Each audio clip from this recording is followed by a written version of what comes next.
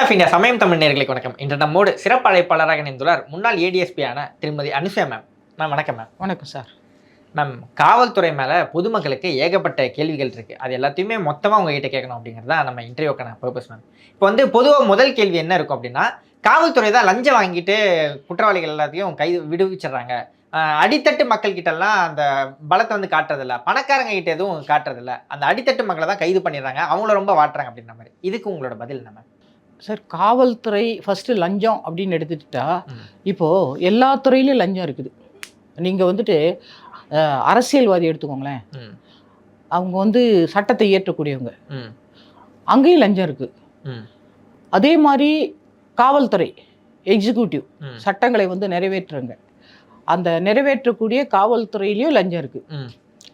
அப்புறம் நீதி, இப்போ நம்ம கேஸ் போட்டால் வழக்கு நீதிமன்றத்திலாம் தொடர்ந்து தண்டனை வாங்கி கொடுக்குறோம், அங்கேயும் நீதித்துறையிலையும் லஞ்சம் வாங்குறாங்கன்னு சொல்கிறாங்க. அப்போ நிர்வாகம் நம்ம ஐஏஎஸ் நிர்வாகத்துறை, நம்ம ரெவென்யூ, இதெல்லாம் சம்மந்தப்பட்ட துறைகள், இதுலேயும் லஞ்சம். அப்போது இதெல்லாம் தூண்கள், சமுதாயத்தினுடைய தூண்கள் எது எதுன்னு சொன்னால் சட்டமன்றம், அப்புறம் போலீஸ், அப்புறம் நீதித்துறை, அப்புறம் நிர்வாகம், இது எல்லாமே சமுதாயத்தில் தூண்கள். ஆனால் எல்லா இடங்கள்லையும் லஞ்சம் வேரூன்றி இருக்குது சார். இது காவல்துறை மட்டும் அப்படின்னு சொல்ல முடியாது. இப்போ ஃபார் எக்ஸாம்பிள், ஒரு என்ஜினியர்கிட்ட போய் நம்ம வீடு கட்ட கொடுக்குறோன்னு வச்சுக்கோங்களேன், அது எவ்வளோ சிமெண்ட் போடுறாரு, எவ்வளோ மண் போடுறாருன்னு தெரியாது. ஆனால் ஒரு வீட்டை கட்டி கொடுத்துட்றாரு நமக்கு, அதனால் நம்ம திருப்தி ஆகிடுறோம். ஆனால் அது எத்தனை வருஷம் இருக்க போது, அதனோட டூரேஷன் என்னன்னு நமக்கு தெரியவே தெரியாது. இல்லை இப்போ ஒரு 50 இல்லை அதுக்கு நான் சொல்கிறேன் என்னன்னா, இப்போ 50 வருஷம் இருக்க வேண்டிய ஒரு வீடு 30 வருஷத்துலேயே டேமேஜ் ஆகிடுது. அப்போ நம்ம இன்ஜினியர்ஸ் ஒன்றும் கேட்கறது கிடையாது. இப்போது நீங்கள் தாசல் தட்ட போங்களேன், ஒரு ஜாதி சான்றிதழ் வாங்க போகிறீங்கன்னு வச்சுக்கோங்க, அவர் உடனே ஒரு பணத்தை வாங்கிட்டு தான் அவர் அந்த சான்றிதழ் கொடுக்குறாரு. ஐயோப்பா, நமக்கு சான்றிதழ் கிடச்சிச்சேன்னு சொல்லிட்டு பொதுமக்கள் சந்தோஷமாக வந்துடுறாங்க. ஆனால் காவல்துறையில் அப்படி கிடையாது. இப்போ நம்ம கையை எடுத்தால் கையை கொடுக்க முடியாது, தலையை எடுத்தால் தலை கொடுக்க முடியாது, இல்லை கருப்பு போனால் கருப்பும் கொடுக்க முடியாது. திருட்டு வழக்கு அந்த மாதிரி வழக்கில் நம்ம இப்போ நகைகளை மூட்டு தரோம். அதை மாதிரி இப்போ வெஹிக்கிள்ஸ் அந்த மாதிரி திருடு போச்சுன்னு சொன்னால் நம்ம அதை மீட்டு தரோம். இந்த மாதிரி கேசஸில் மட்டும்தான் கொஞ்சமாக நம்ம ஒவ்வொரு மக்களுக்கு அவங்க திருடு போன பொருளுக்கு, அல்லது இந்த மாதிரி வெஹிக்கிள் அந்த மாதிரி திருடு போச்சுன்னா அந்த மாதிரி பொருள்களை மீட்டு தரும்போது தான் ஏதோ அவங்க ரிசீவ் பண்ணுறாங்க, நமக்கு சந்தோஷப்படுவாங்க, அவங்க மனமாற நாங்கள் உங்களுக்கு கொடுக்குறோன்னு கூட செய்கிறாங்க. ஆனால் மித்த எல்லா இடங்கள்லையும் ஹெல்மெட் பொதுமக்களே விருப்பப்பட்டு தந்தா தராங்க அப்படின்னு சொல்றீங்க? அல்ல, அது நம்ம லஞ்சம்னு எடுத்துக்கலாம், இல்லை பரிசு கொடுக்கக்கூடாது. அதாவது கிவிங் டேக்கிங் ரெண்டுமே தப்பு. லஞ்சம் கொடுத்தாலும் தப்பு, லஞ்சம் வாங்கினாலும் தப்பு. இப்போ ஒருத்தர் ஹெல்மெட் மறந்தே விட்டுட்டு வந்துடுறான்னு வச்சுக்கோங்களேன், உடனே ஹெல்மெட் இல்லாட்டின்னு சொன்னால் நம்ம உடனே ஃபைன் போட்டு கொடுத்துட்றோம். அப்போ அவருக்கு ஒரு கசப்பாக தான் இருக்குது, அப்போ ஒரு வேதனையாக இருக்குது. இப்போ நீங்கள் சொல்கிறீங்க பெரிய அதிகாரம் படைச்சவங்கெல்லாம் சட்டத்திலேருந்து தப்புறாங்க, இல்லை போலீஸ் நடவடிக்கை எடுக்கலங்கிறீங்க. அது உண்மைதானே? ஏன்னா இன்னைக்கு பாருங்க, இப்போ நீரவ் மோடி இருக்கிறாரு, அப்புறம் இவங்க விஜய் மல்லையா இருக்காங்க, அவங்க போயிட்டு 1000 கோடி கிட்ட நம்ம பேங்க்ல கடன் வாங்குறாங்க.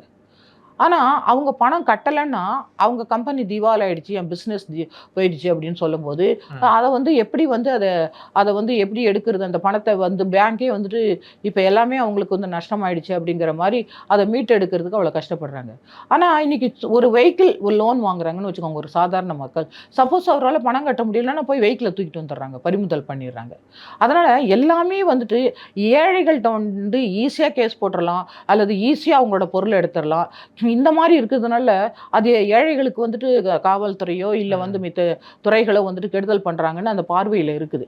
ரெண்டாவது என்னன்னா, அதாவது லஞ்சங்கிறது எல்லா துறையிலும் தான் இருக்கு, எல்லா துறையிலும் இருக்குது. இதுல ஒரே ஒரு கிளாரிஃபிகேஷன் மட்டும் மேம். இப்போ மற்ற துறையில லஞ்சம் வாங்குறாங்க, இப்போ நீங்க சொன்ன மாதிரி தாசில்தார் வாங்குறாரு, இல்ல ஏதோ ஒரு இன்ஜினியர் வாங்குறாரு அப்படின்னா நம்ம போயிட்டு எங்க கம்ப்ளைண்ட் பண்ணா காவல்துறை தான் கம்ப்ளைண்ட் பண்றோம், இல்ல டிவிஎஸ்ஐ லஞ்ச ஒழிப்புத்துறை அந்த மாதிரி கம்ப்ளைண்ட் பண்றோம். இப்போ காவல்துறையே லஞ்சம் வாங்கிச்சுன்னா அங்கதானே எங்களுக்கு ஒரு பிரச்சனை இருக்கு பொதுமக்களுக்கு. அவங்களே எங்களோட கேஸ் எடுத்தீங்கன்னா எப்படி மேம் அப்படின்ற ஒரு கேள்வி தானே வருது. இல்ல, காவல்துறைனா இதுக்கு தான் தனி பிரிவு. இப்போ நீங்க சொல்லுங்கல்ல, இப்போ விஜிலன்ஸ் அண்ட் ஆன்டி கரப்ஷன் இருக்காங்கல்ல, இப்போ அவங்க தனி துறை தான். நீங்க காவல்துறை மேல நீங்க ரகசியமா காவல்துறையில எனக்கு இவ்வளவு பணம் கேட்டாங்கன்னு சொல்லிட்டு நீங்க விஜிலன்ஸ் அண்ட் ஆன்டி கரப்ஷன் ஆபீசர்ஸ்க்கு இப்ப நிறைய அவங்களுக்கு இமெயில் அனுப்பலாம், போன் பண்ணலாம். எல்லா டிஸ்ட்ரிக்ட்லயுமே விஎன்டிஎஸ் இருக்காங்க. அந்த இது விஜிலன்ஸ் ஆன்டி கரப்ஷன் லஞ்ச ஒழிப்புத்துறை எல்லா டிஸ்ட்ரிக்ட்லையுமே இருக்காங்க. இப்போ நம்ம யூடியூப்லலாம் நல்லா அவைலபிளாக இருக்குது, நிறைய அவங்களோட ஃபோன் நம்பர்ஸ் எல்லாமே இருக்குது. நீங்கள் ரகசியமாக சொன்னாலும் அவங்க என்ன பண்ணுறாங்க, காவல்துறை மீது வந்து நடவடிக்கை எடுக்காமல் இல்லை. அவங்க வந்துட்டு பொறி வச்சு பிடிக்கிறாங்க அப்படின்னு சொன்னால் பணத்தை அனுப்பி அவங்களும் போய் செக்யூர் பண்ணுறாங்க. இப்போ எல்லா துறையிலையும் எப்படி பிடிக்கிறாங்களோ அதே மாதிரி காவல்துறை அதிகாரிகளும் வந்துட்டு விஎன்டேசி வந்துட்டு அவங்கள வந்து கைது செய்ய தான் செய்கிறாங்களே தவிர இது வந்து சட்டத்தின் முன் அனைவரும் சமம். அது எந்த துறையாக இருந்தாலும் உங்களுக்கு அவங்க வேலை செய்கிற கடமைப்பட்டவங்க.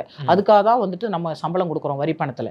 ஆனால் அந்த சம்பளத்துக்கு மேலே இந்த காரியத்தை நான் பண்ணணும் அப்படின்னு சொன்னால் நீங்கள் கொடுக்கவே கூடாது. ஏன்னா நீங்கள் பயப்படவே வேண்டாம். நீங்கள் வந்துட்டு நீங்கள் வந்து ஏன்னா உங்களுக்கு நீங்கள் அதிகாரமாக நீங்கள் கேட்கலாம், நீங்கள் எனக்கு செய்யுங்க, நீங்கள் ஏன் செய்ய மாட்டீங்க, லஞ்சம் வந்து வாங்குறது தப்பு இல்லையா, நான் கொடுத்தாலும் அது தப்பு தானே சட்டப்படி அப்படின்னு மக்களுக்கு விழிப்புணர்வு வேணும், மக்கள் கேள்வி கேட்கணும். அப்படி இல்லைன்னா நான் கொடுக்குறேன்னு சொல்லிட்டு அழகாக விஎன்டிசி வந்து நம்ம வந்து ஃபோன் பண்ணி சொல்லிட்டு அவங்களுக்கு தகவல் கொடுத்துட்டு அவங்க வந்துட்டு பணத்தை வந்துட்டு உங்களுக்கு செட் பண்ணி அனுப்புவாங்க. அதை அவங்க செய்வாங்க, விஎன்டிசி செய்வாங்க. நீங்கள் போயிட்டு அதிகாரிகள் கிட்ட மனு கொடுக்கணும் இல்லை கம்ப்ளைண்ட் கொடுக்கணும் அப்படின்னு சொல்கிறீங்க. இப்போ வந்து ஒரு காவல் அதிகாரி என்னோட சர்க்கிள்குள்ளே இருக்காங்க அப்படின்னும் போது என்கிட்ட அவர் லஞ்சம் கேட்குறேன் அப்படின் போது எனக்கு கோவம் வருது. அவர் மேலே ஒரு கம்ப்ளைண்ட் போச்சுன்னா அவர் ஈஸியாக கணிச்சிடல, நான் தான் கம்ப்ளைண்ட் கொடுத்துருக்கேன் அப்படின்னு. அப்போ என்ன அவர் கரெக்டாக டார்கெட் பண்ணுவார், வருங்காலத்தில் எதுக்கு இப்போ போலீஸை பகச்சிக்கிட்டு அப்படின்னு மக்களுக்கு ஒரு பயம் இருக்குல்ல மேம். அந்த பயத்துலேருந்து நாங்கள் எப்படி மேம் தப்பிக்கிறோம்? நீங்கள் கவலையே படாதீங்க. நீங்கள் வேணா அந்த அதிகாரியை வந்து அப்போ வந்துட்டு விஜிலன்ஸ் அண்ட் ஆன்டி கரப்ஷன் வந்துட்டு லஞ்ச ஒழிப்புத்துறையே வந்துட்டு அப்போ இன்ஃபார்மராக இருக்கிறாங்களா அந்த போலீஸ் துறைக்கு. அந்த போலீஸ் ஒன்ஸ் ஜெயிலுக்கு போயிட்டாருன்னா ஒன்ஸ் வந்துட்டு அவர் வந்துட்டு விஎன்டிசி வந்துட்டு செக்யூர் பண்ணிட்டாங்கன்னா அவர் வேலைக்கே வர முடியாது. அவருக்கு வந்துட்டு ஜெயிலுக்கு தான் போகணும். நீங்கள் எதை குறித்தும் பயப்படாதீங்க. பப்ளிக் வந்து எதை குறித்தும் நீங்கள் பயப்படாதீங்க. ஏன் நீங்கள் ஒரு செல்ஃபோனில் வந்துட்டு பணம் கொடுக்கும்போது நீங்கள் ஒரு ஃபோட்டோ எடுத்தாலும் அது உலகமுழுக்க தெரிஞ்சிருதுல்ல. அந்த போலீஸை சஸ்பெண்ட் பண்ணுறாங்க, இல்லை அந்த போலீஸை சஸ்பெண்ட் பண்ணுறாங்க, இல்லை அவருக்கு நெருங்கிய ஒரு காவல் அதிகாரியோ இல்லை அவங்க ஸ்டேஷனில் இருக்கிற மற்றவங்கள வந்து என்ன டார்கெட் பண்ணுவாங்க அப்படின்னு எனக்கு ஒரு பயம் இருக்கு. இல்லை உங்களுக்கு அவங்க மீடியேட்டர் வச்சு வாங்கினாலும் டைரெக்டாக அந்த ஆஃபீஸர் வாங்கலைன்னாலும் ஒரு மீடியேட்டர் வச்சு புரோக்கர் மாதிரி வாங்கினாலும் அந்த புரோக்கர் மேலேயும் கேஸ் போடுவாங்க விஎன்டிசி. அதனால கவலையே படாதீங்க. நீங்க அந்த பயத்துக்குள்ள போகவே வேணாம். நீங்க ரகசியமா வந்துட்டு vigilance and anti corruption office எங்க இருக்குன்னு சொல்லிட்டு நீங்க ஃபோன் மூலமா தொடர்பு கொள்ளலாம், இல்ல உங்க சொந்தக்காரங்களை விட்டு பேச சொல்லலாம், ஏன் உங்க பிள்ளைங்களை விட்டே பேச சொல்லலாம். ஏன்னா இப்ப இருக்கக்கூடிய இளைஞர்கள் எல்லாம் அழகா வந்துட்டு அவங்க வந்து மெசேஜ் எல்லாம் அனுப்பிடுவாங்க. அதெல்லாம் டெஃபினட்டா வந்துட்டு அதுக்கு தான் விஜிலன்ஸ் அண்ட் ஆன்டி கரப்ஷன் வச்சிருக்காங்க. அதனால நீங்க பயப்பட தேவையே கிடையாது. நீங்க பயப்பட்டுட்டு அந்த அதிகாரி வந்துருவாரோ நம்மள ஏதாவது பண்ணிடுவாரோ அதெல்லாம் ஒன்றும் பண்ண மாட்டார். அவர் பண்ற அளவுக்கு வைக்கவே மாட்டாங்க. அவர் ஒன்ஸ் அரெஸ்ட் பண்ணிட்டாங்க அப்படின்னு சொன்னா அப்புறம் அவர் வந்துட்டு ஜெயிலுக்கு தான் போவார். அவர் கேஸ் அவர் முடிக்கிறதுக்கு அவரால் முடியாது. அதனால நீங்க இதை பத்தி கவலையே படாதீங்க. இப்போ என்ன நீங்க குற்றவாளி தானே, எல்லாரும் குற்றவாளி தானே, எதுக்கு அவங்களுக்கு வருமானத்துக்கு மேல அதிகமா சொத்து சம்பாதிக்கணும்னு சொல்லிட்டு நம்ம கேஸ் போடலையா, சிஎம் கேஸ் போடலையா? அதனால எதுக்கு நீங்க பயப்படுறீங்க? நீங்க வந்துட்டு எதுக்கு வந்துட்டு ஒரு கவர்மெண்ட் சர்வெண்ட் அவரோட கடமை அவரோட வேலை, அதுக்கு தான் நம்ம பப்ளிக் பணத்துல இருந்து நமக்கு அவருக்கு சம்பளம் கொடுக்குறோம். இதெல்லாம் கொடுத்துட்டு மறுபடியும் அவருக்கு எக்ஸ்ட்ரா வருமானம் கொடுக்கணும் ஒண்ணுமே அவசியமே கிடையாது. உங்க வேலை நடக்காது இல்ல அதனால நான் லஞ்சம் கொடுத்து தான் பண்ணணும் அப்படின்ற மாதிரி நீங்க நினைக்கலாம். ஆனா கொஞ்சம் டிலே ஆகும். டெஃபினட்டா நீங்க சரியான பாதையில போறீங்க அப்படின்னு சொன்னா டெஃபினட்டா நீங்க வந்து லஞ்சம் கொடுத்து அந்த காரியத்தை முடிக்கணும்னு அவசியமே கிடையாது. நீங்க பப்ளிக் எதுவும் இப்ப பயப்பட தேவையே இல்லை. நிச்சயமா அந்த அதிகாரி விஎன்டிசி சொல்லிட்டாங்கன்னு சொன்னா அவருக்கு அப்புறம் வந்து தலை நிமிர்ந்து அவரால் நடக்கவே முடியாது. ஒன்ஸ் ஒரு ஆபீசர் ஜெயிலுக்கு போயிட்டாருன்னா அவரோட வாழ்க்கையே வந்துட்டு க்ளோஸ் ஆயிடும், ஸ்பாயில் ஆயிடும். இன்னொன்று பொதுமக்கள்கிட்டயே காவல்துறை மேலே என்ன ஒரு பார்வை இருக்குன்னா, ஏதாவது சாப்பிட்டாங்கன்னா காசு கொடுக்காம போயிடுறாங்க, ஒரு ஹோட்டல் போனாங்கன்னா காசு கொடுக்காம எந்திரிச்சு போயிடுறாங்க. அந்த பிஸ்னஸ் வந்து அவங்க கரெக்டாக பார்த்துக்கிறாங்க, அவங்க எந்த வகையிலையும் ஒரு கொடுத்தல் வாங்கல ஈடுபடவே மாட்டாங்க, எல்லாமே ஃப்ரீயாகவே பண்ணிட்டு இருக்காங்க அப்படின்னு ஒரு பார்வை இருக்குல்ல மேம்? இல்லை இப்போது அந்த அந்த ஆஃபீஸரோடைய ஹெல்ப் அவங்களுக்கு தேவை. இப்போ ஒரு ஹோட்டல் வச்சுருக்காரு, இல்லை வந்துட்டு வேற ஒரு கடைகள் இருக்குன்னு வச்சுக்கோங்களேன்.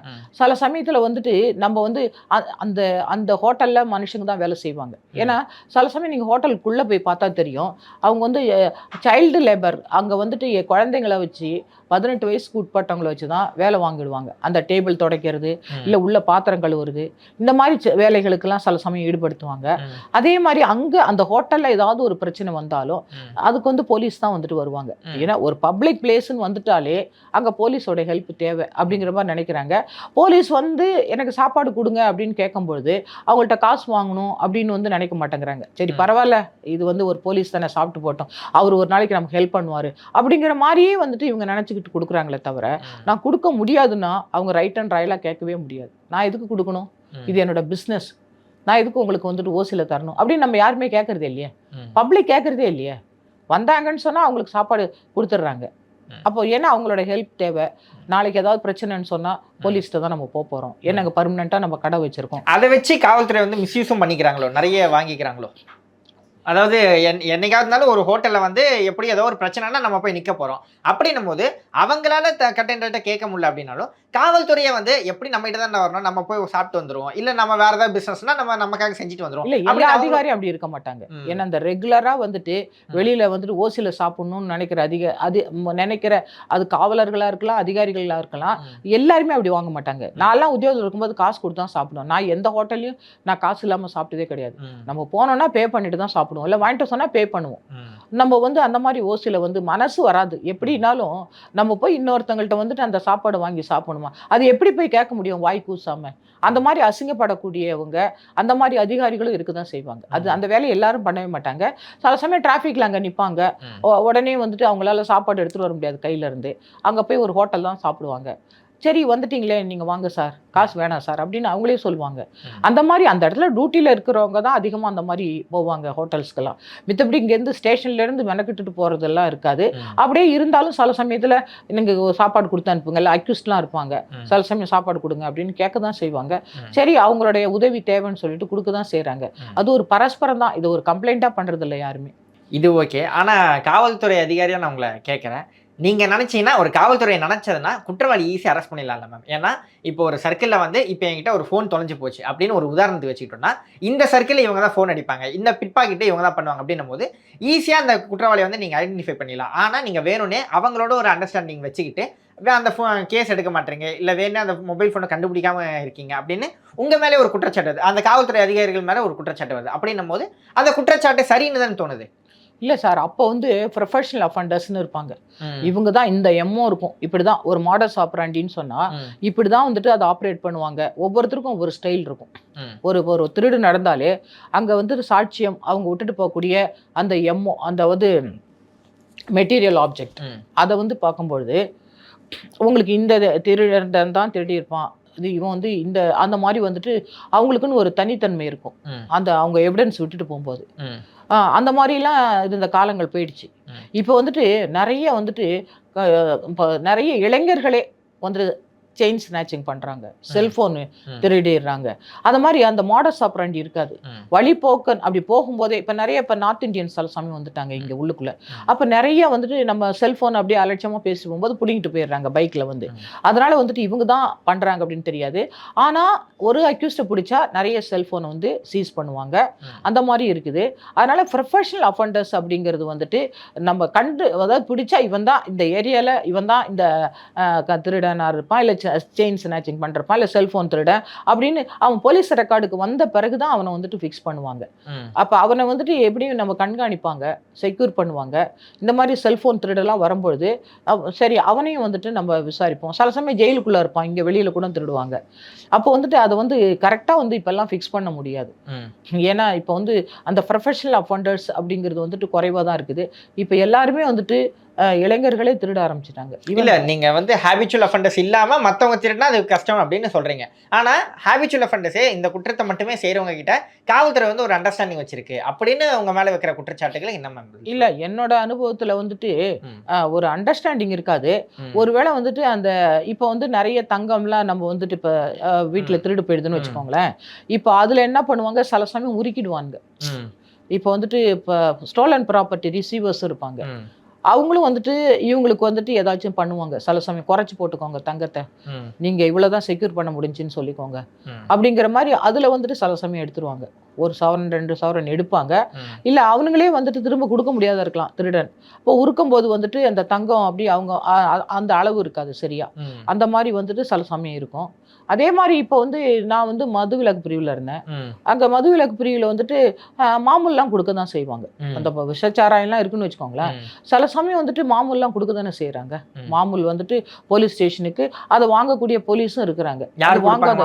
மாமூல்லாம் அந்த இப்போ அந்த கள்ளச்சாராயம் விற்கிறவங்க சில சமயத்தில் அங்கே போகக்கூடிய போலீஸ்க்கு வந்துட்டு என்ன இன்னைக்கு பிடிக்காம இருங்க அப்படிங்கிறதுக்காக ஒரு மாமூல் கொடுக்க தான் செய்கிறாங்க. இவங்களும் அதில் வீக்காக இருக்க போலீஸும் வாங்க தான் செய்கிறாங்க. அதனால எல்லாருமே தப்பானவங்கன்னு சொல்ல முடியாது, எல்லாருமே நல்லவங்கன்னு சொல்ல முடியாது. அதனால ஒரு குற்றம் அங்கே நடக்குது. இப்போ நான் ஃபயர் டிபார்ட்மெண்ட்டில் ஃபயர் சர்வீஸில் இருந்தேன், விஜிலன்ஸ் இன்ஸ்பெக்டராக. இப்போ ஃபயர் எக்ஸ்டிங்விஷர்லாம் வைக்கிறதுக்கு இல்லை வந்துட்டு ஒரு ஹோட்டலுக்கு லைசன்ஸ் கொடுக்கறதுக்கு நம்ம வந்துட்டு இப்போ பெரிய அதாவது ஆஃபீஸர்ஸ் லெவல்லே அங்கே லஞ்சம் வாங்குறாங்க. அப்போ நமக்கு தெரியாது. ஆனால் ஃபயர் சர்வீஸ் அவங்களுக்கு என்ன லஞ்சம்னு இருக்கும்.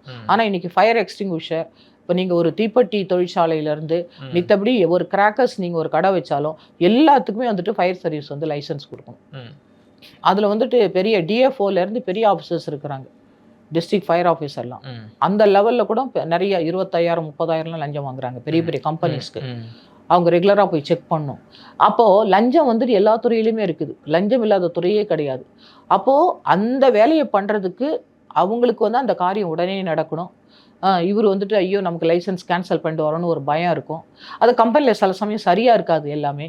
அதனால் வந்துட்டு இவங்க அந்த அரசு அதிகாரிகளை சரி செய்துட்டு அந்த கம்பெனி நடத்துறதுக்கு லஞ்சம் கொடுக்க தான் செய்கிறாங்க. அதனால எல்லா துறையிலையும் லஞ்சம் இருக்குது. எல்லா துறையிலும் லஞ்சம் இருக்கு மேம். இப்போ நீங்கள் கொஞ்ச நேரத்துக்கு முன்னாடி சொன்ன மாதிரி இந்த கள்ளச்சாராய விவகாரம் ரீசெண்டாக ரொம்ப பெரிய இஷ்யூ ஆச்சு இந்த கள்ளக்குறிச்சியிலலாம். அதில் வந்து காவல்துறைக்கு நல்லா தெரியும் இவங்க தான் கள்ளச்சாராயம் காய்ச்சறாங்க. ஆனால் அவங்க காவல்துறைக்கு தெரிஞ்சு அவங்களுக்கு நீங்கள் சொன்ன மாதிரி மாமூல்லாம் கொடுத்து அவங்க காய்ச்சி விட்டுக்கிட்டாங்க. இல்லை அங்கே பொதுமக்கள் 60 பேருக்கு மேலே இறந்தாங்க அப்படின்னும் போது இது நம்ம மேலாக்க பார்த்தாவே தெரியுது. நம்ம காவல்துறை நினைச்சிருந்தா அந்த குற்றத்தை கட்டுப்படுத்திக்க முடியும். வேணும்னே காவல்துறை மெத்த போக்கில் ஒரு லஞ்சத்தை வாங்கி இருந்துட்டாங்க, அதனால தான் அங்கே வந்து அத்தனை பேர் உயிரிழந்தாங்க அப்படின்னும் போது காவல்துறை மேலே அந்த இடத்துல தவறு தானே மேம்? இல்லை, காவல்துறையை மட்டும் நம்ம தவறுன்னு சொல்ல முடியாது. என்னன்னா காவல்துறை அவ்வளோ ஸ்ட்ரென்த் இருக்காது. சில சமயம் வந்துட்டு டியூட்டி இம்பார்ட்டன்ட் டியூட்டிக்கு எடுத்துப்பாங்க. இப்போ சாராயம் காய்ச்சி விற்கிறவங்க இல்லை வந்துட்டு இந்த மாதிரி வந்து அதாவது கள்ளச்சாராயம் விற்கிறவங்க அத்தனை பேருமே அது ப்ரொஃபஷனல் அஃபண்டர் தான். ஏன்னா அது புதுசாக ஒருத்தவங்க விற்க மாட்டாங்க, அதுக்கு பாரம்பரியமாக வித்துட்டே இருப்பாங்க. அவங்களுக்கு தெரியும் போலீஸ் எப்போ வருவாங்க, இந்த பக்கம் நம்ம ரெய்டு அடிச்சு அந்த பக்கம் வித்துட்டு இருப்பாங்க. அதே மாதிரி வந்துட்டு போலீஸ் ஸ்ட்ரென்த் குறைச்சலா இருக்கும். ஏன்னா போலீஸ் வந்து பல வேலை, இப்போ வந்துட்டு ஒரு பெரிய கோயில் திருவிழா இருக்கும், இல்லை பெரிய வந்துட்டு ஒரு எலெக்ஷன் டியூட்டி இருக்கும், இல்லை விவிஐபிஸ் பந்தோபஸ்து இருக்கும். அந்த சமயத்தில் வந்துட்டு எல்லா போலீஸும் வந்து அந்த பந்தோபஸ்துக்கு வந்து எடுத்துருவாங்க. சில முக்கியமான டியூட்டிஸ்க்கு மொத்த போலீஸும் போயிடுவாங்க, ஸ்டேஷன்ல பாரா மாத்திரம் இருப்பார். அப்போ அந்த மாதிரி டைம் எல்லாம் அழகாக வைப்பாங்க. இப்போ இந்த கள்ளச்சாராயம் கூட அன்னைக்கு தேர்தல் சமயத்தில் எல்லா போலீஸும் எடுத்துட்டாங்க, எடுத்து பூத்துக்கு வந்து பந்தோபஸ்து டியூட்டி போட்ட உடனே. அப்போ எப்படியும் குறைஞ்சது ஒரு மாதம் அந்த மாதிரி ஒரு இப்போ பெட்டி வந்து இந்த எலெக்ஷன் தேர்தல் நடந்து வாக்கு எண்ணிக்கை நடக்கிற வரையும் போலீஸ் வந்துட்டு ரொட்டீனாக போட்டுகிட்டே இருப்பாங்க. அப்போ அந்த போலீஸோடைய அங்கே ப்ரெசன்ஸ் இல்லைன்னா சீக்கிரமாக நம்ம பணம் பண்ணிடணும்னு சொல்லிட்டு இந்த மாதிரி விஷச்சாராயம் அது இதெல்லாம் கொண்டாந்து போட்டு மடமடன்னு விற்று தான் இந்த மாதிரி ஒரு சாவெல்லாம் ஏற்படுத்துவாங்க. அதாவது அந்த அவங்க ஏன்னா பணம் சீக்கிரம் சம்பாதிக்கணும், அதுக்குள்ளே போலீஸ் வந்துருவாங்க, போலீஸோட ஆப்சன்ஸ் இருக்குது, அதனால் வந்துட்டு சீக்கிரமாக நம்ம விற்று பணம் சம்பாதிக்கணும் அப்படின்னு தான் இந்த வேலையை பண்ணுவாங்களே தவிர இவங்க வந்து போலீஸோடைய ப்ரெசன்ஸில் நிச்சயமாக வந்துட்டு ரெய்டெல்லாம் பண்ணிக்கிட்டு தான் இருப்பாங்க. சில சமயம் போலீஸ் ஆப்சன்ஸில் தான் வந்துட்டு இதெல்லாம் நடக்குமே தவிர அந்த சமயத்தில் தான். அதுக்கு பிறகு இப்போ கள்ளக்குறிச்சிலையோ மித்த எங்கேயுமே விஷச்சாராயம் இல்லையே, இப்போ போலீஸ் அங்கே வேலை பண்ணுறான்னு தானே இருக்கும். ஒரு பப்ளிக்காக வந்து நாங்களாம் என்ன மேம் பண்ணோம், இப்போ இந்த மாதிரி கள்ளச்சாராயம் விற்கிறாங்க அப்படின்னு எங்களுக்கு தெரியுது, நீங்கள் சொன்ன மாதிரி அங்கே போலீஸ் அதிகமாக இல்லை வேறு ஏதோ டியூட்டிக்கு போயிருக்காங்க அப்படின்னும் போது நான் ஒரு பப்ளிக்காக அங்கே விஷச்சாராயம் விற்கிறாங்க அப்படின்னு நான் எப்படி சொல்கிறது? போலீஸும் வர்றதுக்கு இல்லையே, நான் என்ன பண்ணணும்? இல்லை, போலீஸ் வந்துட்டு பப்ளிக்கோட ஹெல்ப் இல்லாமல் போலீஸ் வேலையே பண்ண முடியாது. இப்போ எந்த இன்சிடென்ட் நடந்தாலும் சாட்சியாக வந்துட்டு யாராவது ஒருத்தவங்க பார்த்துருப்பாங்க, அவ்வளோதான் நம்ம சாட்சியமாக எடுக்கிறோம். இப்போ சாட்சி இல்லாமல் வந்துட்டு கோர்ட்டில் போய் எந்த கேஸும் வந்து ப்ரூவ் பண்ணவே முடியாது. அப்போ வந்துட்டு கண்ணால் கண்ட சாட்சி இருக்காங்க, சர்க்கம்ஸ்டன்சஸ் எவிடன்ஸு, காதால் கேட்டவங்க இருக்காங்க. நான் ஒருத்தன் கொலை பண்ண போகிறேன் அப்படின்னு பேசிகிட்டு இருந்த காதால கேட்டிருப்பாங்க, கண்ணால் பார்த்துருப்பாங்க ஐ விட்னஸஸ். அதே மாதிரி இப்போ சாராயம் விற்கிறது ஒரு தெருவில் ஒருத்தன் தான் விற்பான், அது எல்லாருக்குமே தெரியுமா சாராயம் விற்கிறான்னு சொல்லிட்டு. அங்கேருந்து தான் அந்த தெருவில் இருந்து தான் போய் குடிப்பாங்க. அந்த பெண்களே வந்துட்டு ஒரு வந்து காவல்துறைக்கு சொல்லலாம், ஏன்னா வீட்டில் வந்துட்டு நாளைக்கு அவன் சண்டை போடுவான், இல்லை நம்ம தகவல் கொடுத்துட்டா அவன் வந்து நம்ம வீட்டில் சண்டை போடுவான், இல்லை நம்ம புருஷன் அடிப்பான். அந்த மாதிரி பயந்து பயந்து போகிறதுனால தான் இப்போ ஒருத்தன் வந்து சாராயம் வித்துட்டு இருக்கிறான் அந்த இடத்துல. இவ்வளோ பெரிய விஷ சாராயமோ இல்லை விஷ சாராயம் மரணமோ ஏற்படுதுன்னா அது பப்ளிக் வந்துட்டு பயப்படுறாங்க. அதே மாதிரி வந்துட்டு நிச்சயமாக ஒரு மேல் அதிகாரிக்கு சொல்ல வேண்டியதுதானே. இப்போ மேல் அதிகாரி எதுக்கு இருக்காங்க? இப்போ நீங்கள் வந்து கீழ்கோர்ட்டில் வந்துட்டு கேஸ் வந்துட்டு நம்ம வந்து அக்யூட்டல் ஆயிடுச்சு, இல்லை வந்து நம்ம கன்விக்ஷன் கொடுத்தாங்கன்னா நம்ம சுப்ரீம் கோர்ட் வரையும் அப்பீலுக்கு போகிறோம்ல. அதே மாதிரி மேலதிகாரி எதுக்கு இருக்காங்க? இப்போ நீங்கள் ஒரு டிஜிபிக்கு மனு போடுங்க, ஏடிஜிபி வரையும் இருக்கிறாங்க. ப்ரொஹிபிஷன் மதுவிலக்கு பிரிவில் ஏடிஜிபி தான் வந்துட்டு தலைமையில் இருக்கிறாங்க. அப்போ அந்த மாதிரி ஏடிஜிபிக்கு வந்துட்டு ஒரு லெட்டர் போட முடியாதா? மதுவிலக்கு ஏடிஜிபி போடுங்க, இந்த இடத்துல விஷ சாராயம் காய்ச்சுறாங்க, இல்லை கள்ள சாராயம் போயிட்டு இருக்கு, இந்த போலீஸ் லோக்கல் போலீஸ் கண்டுக்க மாட்டேங்கிறாங்க, இல்லை மதுவிலக்கு போலீஸ் மாமூல் வாங்குறாங்கன்னு சொல்லிட்டு பப்ளிக் எழுதுங்களேன், லெட்டர் போடுங்க. இல்லை அங்கே டிஐஜி இல்லையா, ஐஜி இருக்கிறாங்க, எல்லா ரேங்க்லையும் இருக்காங்க. அதனால கொஞ்சம் நம்ம மெனக்கிடணும். பப்ளிக் வந்துட்டு கொஞ்சம் தைரியமா மெனக்கிட்டு, நீங்க விஷ சாராயம்லாம் எங்க புருஷன்லாம் குடிச்சிட்டே இருக்காங்க சார், அதே மாதிரி வந்துட்டு இப்போ நம்ம டாஸ்மாக்கும் கம்ப்ளீட்டா எடுக்கணும். ஏன்னா இது வந்து நல்ல சாராயமா இது கள்ள சாராயமாங்கிறதெல்லாம் இப்போ பேச்சு இல்லை. எந்த சாராயம் குடிச்சாலும் சாவு நிச்சயம்.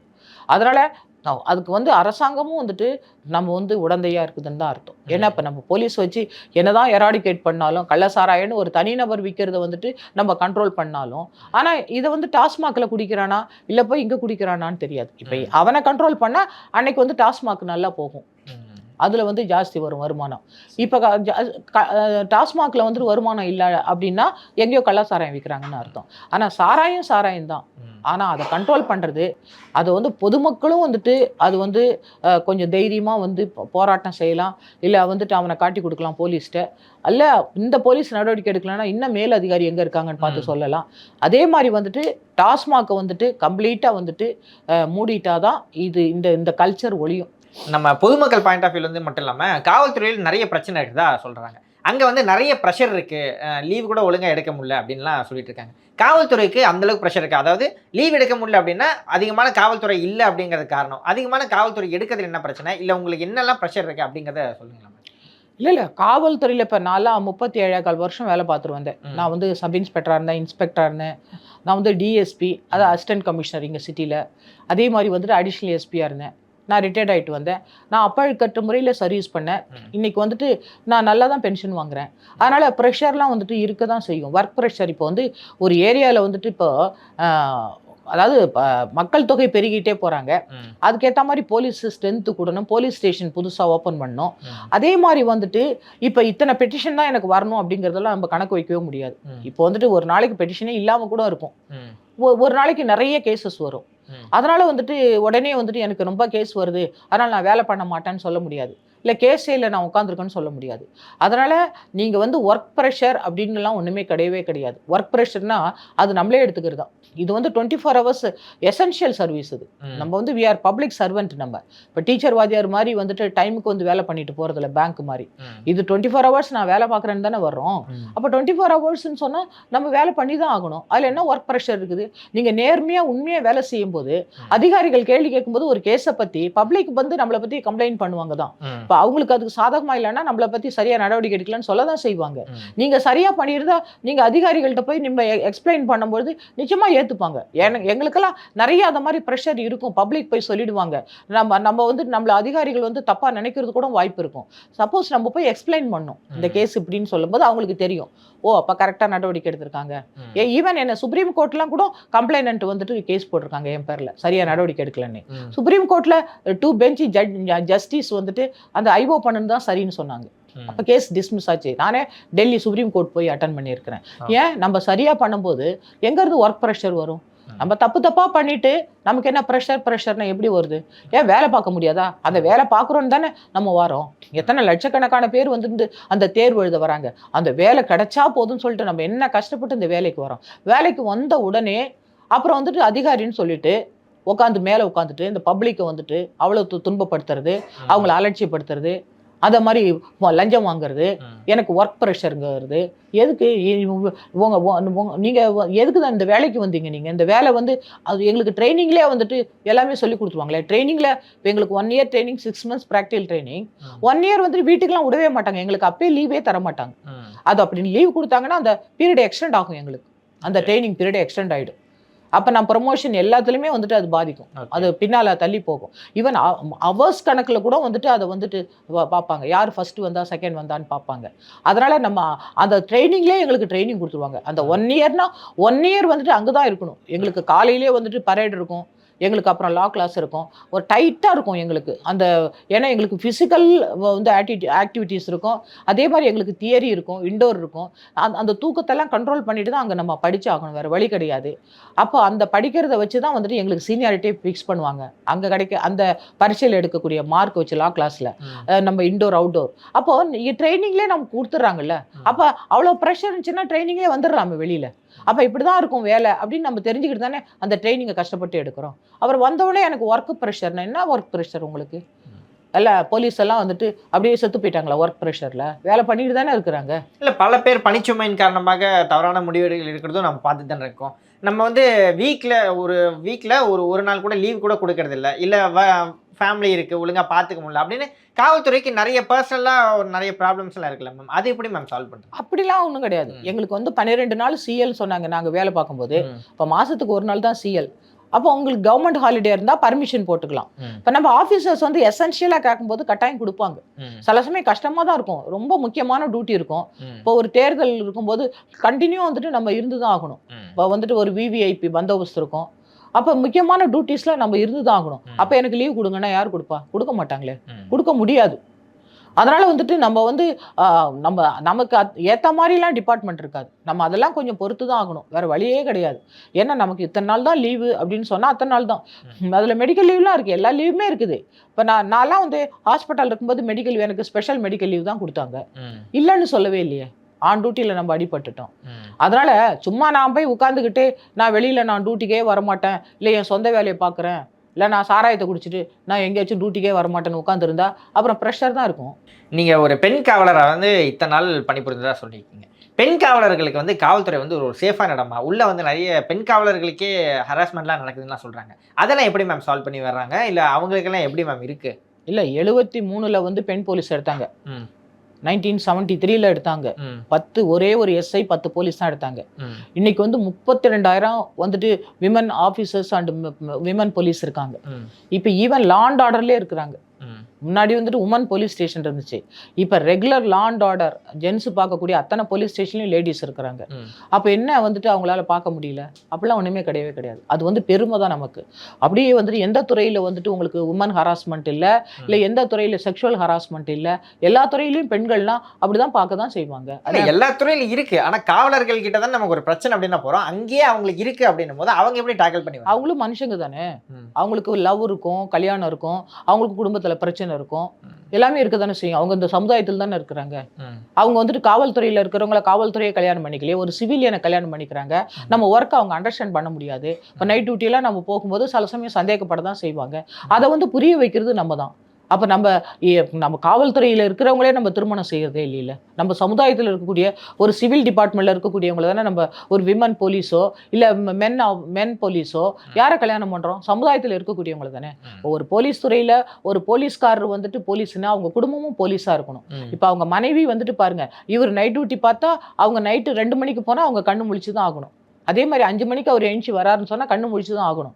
அப்போ குடும்பம் வந்து கோஆப்ரேட் பண்ணல, குடும்பமும் வந்துட்டு அவங்க முக்கால்வாசி போலீஸ் மாதிரியே தான் இருப்பாங்க. அவங்களும் வந்து பாதி போலீஸ் ஆகிடுவாங்க.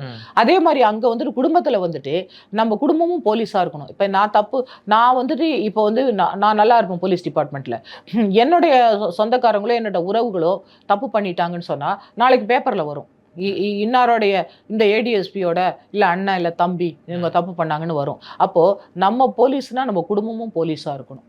அவ்வளோ ஒழுக்கத்தை வந்து நம்ம கடைப்பிடிக்கணும். ஏன்னா போலீஸ் டிபார்ட்மெண்ட்டுங்கிறது சாதாரண டிபார்ட்மெண்ட் இல்லை, ஒன்றும் இல்லை. ஒரு சாதாரண ஆள் போயிட்டு ஒரு யூரின் பாஸ் பண்ணிவிடுவார் ரோட்டில், அதே ஒரு யூனிஃபார்மில் இருக்க போலீஸ் வந்து யூரின் பாஸ் பண்ண முடியாது, அதை ஃபோட்டோ எடுத்து போட்டுருவாங்க. அவர் கேப்பை வச்சுட்டு அவர் கொஞ்சம் கண்ணை அசந்துட்டா கூட நைட் டியூட்டி பார்த்துட்டு உடனே அதை ஃபோட்டோ எடுத்து போட்டுருவாங்க. இல்லை ஒரு சிகரெட் பிடிச்சிட்டாருன்னு வச்சுக்கோங்க, யூனிஃபார்ம் போட்டு அதை ஃபோட்டோ எடுத்து போட்டுருவாங்க. ஏன்னா எங்களை வந்துட்டு ஐடென்டிஃபிகேஷன் இருக்குது யூனிஃபார்ம். ஆனால் ஒரு சிவிலில் ஒருத்தர் பண்ணார்னா அவர் பெரிய ஆஃபீஸராக இருந்தாலும் என்ன பண்ணாலும் மக்கள் கண்டுக்க மாட்டாங்க, யாரோ ஒரு மனுஷன் அப்படின்ட்டு போயிடுவாங்க. அதனால் அந்த ஐடென்டிஃபிகேஷன் வந்துட்டு எங்களுக்கு அந்த யூனிஃபார்ம் அதனால வந்துட்டு ஈஸியா மக்கள் எங்களை ஐடென்டிஃபை பண்றாங்க. பார்ப்பா போலீஸ்காரே பண்றாரு பார்ப்பா. போலீஸ்காரருக்கும் சட்டத்துக்கு முன் சம்மந்தம். அவர் தப்பு பண்ணக்கூடாது. ஆனா அதே சமயத்துல எங்களை ஈஸியா வந்துட்டு மக்கள் வந்துட்டு ஐடென்டிஃபை பண்ணிப்பாங்க. அதனால எங்களுக்கும் வந்துட்டு லவ் பண்ணலாம், லவ் மேரேஜ் பண்ணலாம், சட்டப்படி திருமணம் செய்யலாம், எல்லாமே இருக்குது. நாங்களும் இந்த சமுதாயத்தில் இருக்கோம், நாங்களும் மனுஷங்க இருக்கு, எங்களுக்கு கண்கள் இருக்கு, எங்களுக்கும் மித்தவங்களை பார்க்கணும்னு ஆசை இருக்குது, அழகை ரசிப்போம், எல்லாமே இருக்குது. அதனால போலீஸ் துறையில லவ் பண்ணிட்டாங்க, போலீஸை வந்துட்டு அங்கே நல்ல துறையே கிடையாது. அப்படி நல்ல துறை இல்லாட்டினா அப்புறம் எப்படி நாங்கள் 37 வருஷம் அங்கே வேலை பார்த்துருக்க முடியும்? ஏன் போலீஸ்க்கு ஆம்பளை போலீஸ்க்கெல்லாம் குடும்பமே கிடையாதா? எல்லா பொங்களையும் வந்துட்டு அவங்க பார்க்கறது இல்லை கைப்பிடிச்சி இழுக்கிறது தான் வேலையா? அப்படிலாம் ஒன்றும் கிடையாது. அடுத்து என்னன்னா ஒரு பொதுவான ஒரு பார்வை இருக்கு. அதாவது ஒரு நேர்மையான அதிகாரியா இருந்தா வந்து அடிக்கடி டிரான்ஸ்ஃபர் பண்ணிக்கிட்டே இருப்பாங்க, ரொம்ப லஞ்சம் வாங்கினாங்கன்னா அதே இடத்துல இருப்பாங்க அப்படின்னு ஒரு சினிமா மூலயமா பொதுமக்களுக்கு ஒரு பார்வை இருக்குன்னு அப்படி வச்சுக்கலாமே. அது வந்து உண்மையிலேயே அப்படிதான் நடக்குதா இல்லை எப்படி மேம் இருக்கு? அப்படி கிடையாது. நேர்மையான அதிகாரிகிட்ட யாரும் வரவே மாட்டாங்க. என்கிட்டலாம் எந்த ஆஃபீஸரும் வந்ததே கிடையாது. அந்த அம்மா லஞ்சம் வாங்காது அப்படின்னு சொல்லிட்டு பயப்பட தான் செய்வாங்க. நம்ம போய் எதுவுமே கேட்க மாட்டாங்க நம்மகிட்ட. அதை வாங்கிட்டு வா இதை வாங்கிட்டுலாம் சொல்லவே மாட்டாங்க. சில சமயம் ஏதாச்சும் நம்ம கொடுத்தா கூட, அவங்க ஒரு விசிட் இன்ஸ்பெக்ஷன் வந்தால் கூட நம்ம ஏதாச்சும் அவங்களுக்கு ப்ரொவைட் பண்ணுறோன்னு வச்சுக்கோங்க, அது கூட சாப்பிடவே மாட்டாங்க. ஏன்னா லஞ்சம் வாங்காத ஆஃபீஸர்ஸ்ன்னு சொல்லிட்டு. நிச்சயமா நீங்கள் லஞ்சம் வாங்கலைன்னு வச்சுக்கோங்களேன், ஃபர்ஸ்ட் ஒரு மாதிரி என்ன இவர் பெரிய காந்தியா அப்படி இப்படின்னு பேசுவாங்களே தவிர, ஆனால் அவர் வாங்க மாட்டாருன்னா நம்மளை உயர்த்தி பேசுவாங்க. பப்ளிக்குக்கே தெரிஞ்சிடும் அவர் நியாயமா இருப்பாரு, அவர் நேர்மையான அதிகாரின்னு சொல்லிட்டு எல்லாரும் உயர்த்தி தான் பேசுவாங்க. அது அதிகாரிகளுக்கும் பெருமை தானே தவிர, ஒரு போலீஸ் ஆஃபீஸர் லஞ்சம் வாங்கும்போது என்னதான் அவருக்கு வந்து லஞ்சத்துல வந்துட்டு அந்த அதிகாரிக்கு என்ன பண்ணாலும், நாளைக்கு அவர் மேல ஒரு அலிகேஷன் வரும்போது நாளைக்கு வந்துட்டு இவர் பேரும் கடை தான் செய்யும். அந்த அதிகாரி அந்த மாதிரி ஆஃபீஸர்ஸை விட்டு வச்சிருக்கும் போது இந்த மாதிரி லஞ்சம் வாங்குறாரு, ஒரு மேல் அதிகாரிக்கு இதெல்லாம் தெரியாதா அப்படின்னு சொல்லிட்டு நாளைக்கு கேள்வி கேட்க ஆரம்பிச்சிருவாங்க. அதனால நம்மெல்லாம் அந்த அந்த டிபார்ட்மெண்ட்டுக்கு ஒரு தூண் மாதிரி. இப்போ என்னையெல்லாம் வந்து மாற்றவே மாட்டாங்க. நான் வந்து 5 இயர்ஸ் 8 இயர்ஸ் அப்படிதான் ஒரு ஸ்டேஷனில் இருந்திருக்கிறேன். என்னை போனால் அதிகாரிகள் வந்துட்டு வருத்த தான் படுவாங்க. லாஸ்ட் லா அண்ட் ஆர்டரில் வந்துட்டு ஏடிஎஸ்பி ஹெட் குவார்ட்டர்ஸ் வந்துட்டு நான் வந்து 3 வருஷம் சாலிடாக இருந்தேன். ஃபஸ்ட்டு லேடி ஆஃபீஸர் நான் விழுப்புரம் ஃபைபர்கேஷன் ஆன டிஸ்ட்ரிக்டில் என்ன அதிகாரிகள் போட்டாங்க. நான் சக்ஸஸ்ஃபுல்லாக அங்கேருந்தா ரிட்டையர்ட் ஆகிட்டு வந்தேன். அதாவது ரிட்டையர்மெண்ட் வரும்போது பிரச்சனையே வந்துடக்கூடாது, எதுவும் இஷ்யூஸ் வந்துடக்கூடாது அப்படின்னு ஸ்பெஷல் யூனிட் தான் இருப்பாங்க. ஆனால் நான் பக்காவாக லா அண்ட் ஆர்டரில் இருந்து தான் வந்தேன். அதனால் வந்து அதிகாரிகள் நம்மளை வந்துட்டு விரும்புவாங்க, நம்மளை நம்புவாங்க. அதனால் வந்துட்டு நீங்கள் சொல்கிற மாதிரி இப்போ பெரிய அதிகாரிகள் இருக்கலாம், சில சமயத்தில் வந்துட்டு இப்போ அரசாங்கத்துக்கு இப்போ நம்ம இயற்கை இயற்கை அந்த கனிம வளத்தெல்லாம் திருடுறாங்கன்னு சொல்லிட்டு நம்ம ஐஏஎஸ் வந்து சகாயம் சார் வந்து சொல்கிறாங்க. அப்போ நிறைய ட்ரான்ஸ்ஃபர் அந்த மாதிரி இருக்கும், பொலிட்டிக்கல் ப்ரெஷரில் இருக்கும். சில சமயம் அவங்க பிரச்சனை, அவங்கள வந்துட்டு நம்ம ரிவீல் பண்ணுறோம், அவங்கள வெளிக்கொண்டாடுறோம், அவங்க தான் பொலிட்டீஷியன் தப்பு பண்ணுறாங்க அப்படின்னு சொன்னால் பெரிய ஆஃபீஸர்ஸ்க்கு அந்த மாதிரி இருக்கும், ட்ரான்ஸ்ஃபர்ஸ் கொடுத்துருவாங்க. அவங்களுக்கு சாதகமாக இருக்கிறவங்களுக்கு கூட வச்சுப்பாங்க. எங்கள் லெவல்லலாம் அப்படியெல்லாம் பார்க்க மாட்டாங்க. இப்போ காவல்துறை வந்து உழைப்புக்கேற்ற ஊதியம் முதல்ல இருக்கா மேம்? இப்போ மற்ற டிபார்ட்மெண்ட்லாம் பக்கத்தில் சைடில் வாங்குறாங்க, இல்லை அவங்களுக்கு சம்பளம் கூட ஓகே அப்படின்னாங்க. நீங்கள் வந்து ஒரு எசென்ஷியல் ஜாப் பண்ணிட்டு இருக்கீங்க, 24/7 ஒர்க் பண்ணிட்டு இருக்கீங்க அப்படின்னும் போது உங்கள் உழைப்புக்கேற்ற ஒரு ஊதியம் அப்படிங்கிறது கவர்மெண்ட்லேருந்து உங்களுக்கு கொடுக்குறாங்களா? கரெக்டாக தான் இருக்கா மேம்? காவல்துறைக்கு மட்டும் தனியான ஒரு ஸ்லாப் இருக்காது. இப்போ கவர்மெண்ட் சர்வீஸ்னா அந்த கேட்டகரி வைப்பு இருக்காங்க, கேட்டகரி இருக்கும். இப்போ வந்துட்டு தாசில்தார்னா ஒரு இன்ஸ்பெக்டர் கேடர்னு இருக்கும், இல்லை ஒரு ஆர்ஐனா ஒரு எஸ்ஐ கேடர்னு இருக்கும். இப்படி கேடர் பிரிச்சிருப்பாங்க. அது எல்லா டிபார்ட்மெண்ட்டுக்கும் அதுதான் கேட்டகரி பிரிச்சிருப்பாங்க. அதுதான் சம்பளம் ஃபிக்ஸ் பண்ணுவாங்களே தவிர காவல்துறைக்கு தனி, இல்லை எஜுகேஷன் டிபார்ட்மெண்ட்டுக்கு தனி, இல்லை வந்துட்டு ரெவன்யூக்கு தனி அப்படிலாம் கிடையவே கிடையாது. அதனால் அந்த வருமானத்தில் தான் நம்ம வந்துட்டு நம்ம குடும்பத்தை நடத்தணும். ஏன்னா ஒன்றுமே வேலையே இல்லாமல் இருந்த நமக்கு ஒரு வேலை கொடுத்து நமக்கு வந்துட்டு ஒரு சம்பளம் கொடுக்குறாங்க. அந்த சம்பளத்தில் தான் நம்ம வந்து மெயின்டைன் பண்ணிக்கணும். உங்களுக்கு நீங்கள் என்னதான் அதிகமாக கொடுத்தாலும் நீங்கள் வந்து அதிகமாக செலவு பண்ணலாம். நீங்கள் வந்துட்டு இன்றைக்கி வந்துட்டு 2 லட்சம் கொடுத்தாலும் 2 லட்சம் செலவு பண்ண முடியும். அதே மாதிரி நீங்கள் வந்துட்டு அவங்களுக்கு ஒரு 50,000 தான் சம்பளம்னா அதுலேயும் செலவு பண்ண முடியும். அது நம்மளோட மனசை பொறுத்து தான் இருக்குது தவிர அது வந்துட்டு இது போதலை அப்படின்லாம் யார்ட்டையும் சொல்லவே முடியாது. ஒன்றுமே இல்லாதானே வேலைக்கு வரோம். நாங்கள் என்ன பெரிய பணக்கார குடும்பத்தில் இருந்த வேலைக்கு வந்தோம்? ஒன்றுமே இல்லாத, வேலை வெட்டியே இல்லாத ஒரு சாதாரண மிடில் கிளாஸ் குடும்பத்தில் இருந்தால் இந்த கஷ்டப்பட்ட வேலைக்கு வரோம். அப்போ இந்த சம்பளம் வந்து நம்ம கொடுக்குறாங்களே, அப்போ கல் தூக்குறாங்க, மண்ணு தூக்குறாங்களே, அவங்க என்ன லஞ்சத்தை வாங்குறாங்க, அவங்களுக்கு என்ன சம்பளம் போதலைன்னு சொல்கிறாங்க. அதில் தானே அவங்களும் குடும்பம் நடத்துகிறாங்க. அந்த மாதிரி குடும்பத்தில் தானே சமுதாயத்துலேருந்து நம்ம வந்திருக்கோம். அப்போ எப்படி சம்பளம் போதலை? போதுமான சம்பளம் தான் கொடுத்துருக்காங்க, அதில் தான் நம்ம வாழணும், அப்படி தான் இருக்கணும். அதனால வந்துட்டு நம்ம கேட்கலாம், சம்பளம் உயர்த்து கொடுங்கன்னு கேட்கலாம். அப்படின்னு சொன்னால் எல்லாருக்குமே அது பொருந்தும், அது நம்மளுக்கு மாத்திரம் கிடையாது. அதனால நான் லஞ்சம் வாங்குறேன், எனக்கு சம்பளம் பத்தலை அப்படின்னு சொன்னால் ஜெயிலுக்கு தான் போகணும். இப்போ நீங்கள் சொல்லிட்டு இருந்தீங்க பெண் காவலர்களுக்கு வந்து இப்போ வந்து அதிகமாக இருக்காங்க அப்படின்னு. கம்பேரிட்டிவ்லி முன்ன ஒரு காலத்துல வந்து நிறைய ரோட்ல நிக்க வைப்பாங்க. இந்த ரோட்ல டியூட்டி எல்லாம் பார்க்க சொல்லுவாங்க பெண் காவலர்கள. இப்போ அது வந்து கம்பேரிட்டிவ்லி குறைஞ்சிருக்கு. பெண் காவலர்கள்லாம் அதிகமா அந்த மாரி செய்ய விடுறதில்ல அப்படின்ற மாரி சொல்லிட்டு இருக்காங்க. இப்ப பெண் காவலர்களுக்கெல்லாம் ஒரு மாரி சேஃபா ஒரு செக்யூர்டான ஜாப் தான் இருந்துகிட்டு இருக்கா? இல்ல அதிகமா அவங்களுக்கு சில நெருடல்கள்லாம் ஏற்படுற மாரி, இல்ல ஒரே இடத்துல நிக்கணும், வேற பந்தோபஸ்து போணும், அவங்களுக்கு வந்து இயற்கை ரீதியா நிறைய பிரச்சனை இருக்கு அப்படின்னும்போது, இப்ப கொஞ்சம் பரவாயில்லன்ற மாரி இருக்கா? இல்ல வேற ஏதாவது மாற்றம் கொண்டு வரணும் அப்படின்னு நீங்க நினைக்கிறீங்களா? அப்படிலாம் ஒண்ணும் கிடையாது. ம். அதாவது இப்ப நாங்க வேலை பார்த்தப்ப, எங்களுக்கு இப்ப விவிஐபி பந்தோபஸ்து இருக்கும். ம். அப்போ வந்துட்டு நாங்க வந்துட்டு பாத்ரூம்லாம் அங்க கிடையாது. ம். இப்ப ஜென்ஸ்னா கொஞ்சம் காடு செடியெல்லாம் போய் ஒதுங்கிட்டு வருவாங்க. நாங்க போகவே முடியாது. ம். ஏன்னா லட்சக்கணக்குல மக்கள் வருவாங்க. அந்த இடத்துல வந்துட்டு யாராவது ஒரு வீடு அந்த மாரி நம்ம பார்த்து கொஞ்சம் கேட்டு தான் பெண் போலீஸ் போயிட்டு நம்ம போயிட்டு வரணும். ரெஸ்ட் ரூம்னா நம்ம அங்க தான் போணும். ம். அதே மாரி வந்துட்டு அந்த மாரி தான் நாங்க அட்ஜஸ்ட் பண்ணி வந்து டியூட்டி பண்ணியிருக்கோம். 10 மணி நேரம், 12 மணி நேரம் நம்ம நிக்கணும். விவிஐபிஸ் வராங்க அப்படின்னு சொன்னா, இப்ப மேடம் சிஎம் வராங்க. அப்ப அதே மாரி வந்துட்டு நம்ம பிரைம் மினிஸ்டர் வராங்க. அந்த மாரி பந்தோபஸ்துலாம் நம்ம 37 வருஷம் பார்த்துட்டு தானே வந்திருக்கோம். ம். ஏன் இப்ப ராஜீவ் காந்தி பாம் பிளாஸ்ட்ல நான் அடிபட்டேன்ல. அப்ப நான் பெண் போலீஸா இருந்து என்ன ஒண்ணும் தனியா ஒதுக்கி நிக்க வைக்கலையே. ம். அதனால வந்துட்டு இருக்கும். அது மாரி ரிஸ்க் இருக்கும். எங்க உமன் போலீஸ் அங்க இறந்து போனாங்க. அங்க மென் போலீஸும் இறந்து போனாங்க. அந்த ரிஸ்க் எல்லாம் இருக்கும். அது ஆண், பெண் அது வித்தியாசம் கிடையாது. வேணா இப்ப சிட்டில வந்துட்டு ரூட் பந்தோபஸ்து வேணா இப்ப சிஎம் சொல்லியிருக்காங்க போல இருக்குது. ம். வேணா பெண்கள போட வேணாம்னு சொல்லிட்டு. ஏன்னா அந்த வெயில்ல நிக்கும்போது, இல்ல பக்கத்துல வந்துட்டு அவங்களுக்கு வந்துட்டு அந்த ரெஸ்ட் ரூம் போறதெல்லாம் கஷ்டமா இருக்கும். ம். அங்க மொபைல் வந்துட்டு இப்ப நம்ம பாத்ரூம்லாம் வச்சிருக்காங்க போல இருக்கு இப்ப. அது கூட ஒவ்வொரு இடமா போகவே முடியாது. அதனால வந்து வேணாம் பெண் போலீஸ் வேணாம்னு சொல்லிருப்பாங்க. ஆனா மஃப்சல்லாம் வந்துட்டு எப்பயாச்சும் இந்த மாரி ரேரா தான் இருக்கும். இப்ப ஒரு கோயில் பந்தோபஸ்து போவோம். அல்ல வந்து நம்ம அது மாரி விஐபி பந்தோபஸ்து போவோம். அப்பதான் வந்துட்டு நெறைய நேரம் நிக்க வேண்டி வரும். அதுவும் பக்கத்துல அங்க அந்த மாரி இருக்கும். பாத்ரூம் இருக்கும். இல்ல பக்கத்துல வீடுகள் இருக்கும். ஆனா அங்க ரூட் பந்தோபஸ்துலாம் ரேரா தான் நிக்க வைப்பாங்க. அதனால வந்து பெண் போலீஸ வந்துட்டு ரொம்ப அனாவசியமா இரவு நேரத்தெல்லாம் போட்டு ரூட்ல போடுறது அந்த மாரிலாம் பண்றது இல்ல. அப்படியே போட்டாலும் வந்துட்டு ஒண்ணும் பிரச்சனை இல்ல. பக்கத்துல வந்துட்டு நம்ம போலீஸ் தானே. சரி. அங்க பக்கத்துல ஒரு வீடு இருக்கும். நம்ம போய்க்கலாம். ஏன்னா குழந்தைங்க இப்ப பால் குடுக்குற குழந்தையா இருந்தா, இப்ப நாங்களே பெண் போலீஸ் அதிகாரி. அவங்களுக்கு வந்துட்டு டியூட்டி மாத்தி போடுவோம். பிரெக்னன்சின்னு சொன்னா, அவங்களுக்கு 6 மாசம் வரையும் இப்ப லீவ் தராங்க. டெலிவரிக்கு போன உடனே மெட்டர்னிட்டி லீவ் தராங்க. அதே மாரி பிரெக்னன்ட்டா இருக்கிறவங்கள வந்துட்டு நாங்க கம்ப்யூட்டர் அந்த மாரி உள்ளுக்குள்ள இருக்கக்கூடிய வேலைய வந்துட்டு கவனிக்க சொல்லுவோம். ரைட்டர் அந்த மாரிலாம். அதனால வந்து அட்ஜஸ்ட் பண்ணி தான் வந்துட்டு வேலை பார்ப்போம். அதனால பெரிய கஷ்டம்லாம் சொல்ல முடியாது. கஷ்டம் இருந்தாலும் அத பொறுத்து தான் ஆகணும். வேற வழி கிடையாது. இப்போ வந்து எலெக்ஷன் வந்துட்டு இருக்கு, தேர்தல் இதெல்லாம் பண்ணிட்டு இருக்காங்க. அப்படின்னும்போது காவல்துறைக்கு இந்த பிரச்சனை இருக்கு. அத வந்து எப்படியாச்சும் சரி பண்ணணும் அப்படின்னு உங்களுக்கு ஏதாவது ஒரு கோரிக்கை இருக்கா? கவர்மெண்ட் கொண்டு போற மாரி உங்களுக்கு ஏதாவது கோரிக்கை இருக்கா மேம்? இல்ல என்ன எலக்ஷன்ல என்ன இல்ல தேர்தல் அறிக்கையெல்லாம் இப்ப ரெடி பண்ணிட்டு இருக்க டைம். அப்போ உங்க கோரிக்கை வச்சாங்கன்னா, அவங்க அதுக்கு தகுந்த மாரி தேர்தல் அறிக்கையில ஏதாவது ஒரு திட்டம் கொண்டு வருவாங்க. அப்படின்னும்போது நீங்க ஏதாவது அவங்களுக்கு கோரிக்கை வைக்கணும் அப்படின்னீங்கன்னா, காவல்துறையில இந்த மாற்றம் செய்யணும். எனக்கு என்னமோ இதுலலாம் பெரிய நம்பிக்கை இல்ல. இப்ப தேர்தல் அறிக்கை வந்துட்டு ரெடி பண்றாங்க. ம். இப்ப போன தேர்தல் அறிக்கையில கூட தான் வந்துட்டு இப்ப இருக்க பிரசன்ட் சிஎம் சொன்னாங்க. ம். ஓய்வூதியம் பழைய ஓய்வூதியம் தரேன்னாங்க. குடுக்கவே இல்லையே. ம். அந்த மாரி நெறைய சலுகைலாம் வந்துட்டு அவங்க அனௌன்ஸ் பண்றாங்க. ம். ஆனா அதெல்லாம் பண்ண மாரி தெரியல. ம். அதனால வந்துட்டு இப்ப பண்ணாத ஒண்ணுக்கு என்ன போய் இவங்க சொல்லப் போறாங்க? இப்ப போலீஸ் மானிய கோரிக்கை நடக்குதுல்ல. அதுல நம்ம எல்லாம் தான் சொல்லுவோம் நம்ப. இதெல்லாம் பண்ணா நல்லா இருக்கும்னு சொல்லுவோம். ம். அது எங்க அதிகாரிகளும் அவங்களோட மேற்பார்வை கொண்டு போணும். ம். அதே மாரி அரசும் அத பண்ணணும். அத பண்றதே இல்லையே. சிஎம் வாக்குறுதி குடுத்துட்டு பண்ணவே இல்லையே. இப்ப இன்னைக்கும் போராட்டம் பண்ணிட்டு இருக்காங்கல்ல. ம். இப்போ என்ன அரசு ஊழியர்கள் எல்லாம் போராட்டம் பண்ணிட்டு இருக்காங்களே. ம். எங்களுக்கு பழைய ஓய்வூதியம் தாங்க. 2003ல இருந்து நீங்க தரேன்னு சொன்னீங்களே. நீங்க தானே அனௌன்ஸ் பண்ணீங்க.